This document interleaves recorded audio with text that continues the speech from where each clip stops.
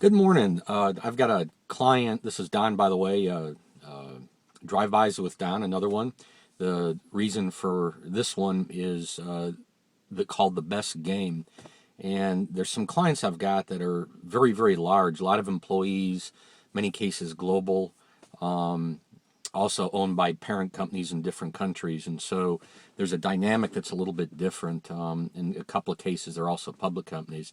And there gets to be a somewhat political climate. And sometimes the climate's being kind of pushed down from above, and they've got to deal with that. Sometimes it's within the organization itself.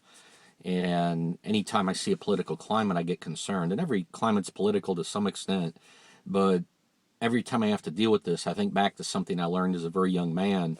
I had a boss that was very wise, and he had traveled the world, and he was the one that first sent me to Korea. And one of the things he did one day is he sat me down, he looked at me, he said, "Don, do you know what the best game is?"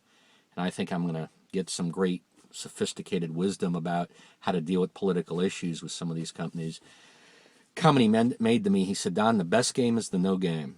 Just don't play a game." He said the best ideas ultimately will win out.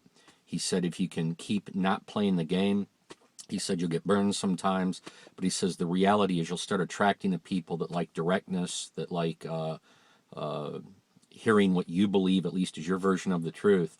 And I've taken that to heart over the years, and I find when I get in a situation or see something where people feel threatened or they're embarrassed or they're worried what so-and-so's doing behind their back, one of the wisdoms I try and impart is the best game is no game. Don't play the game.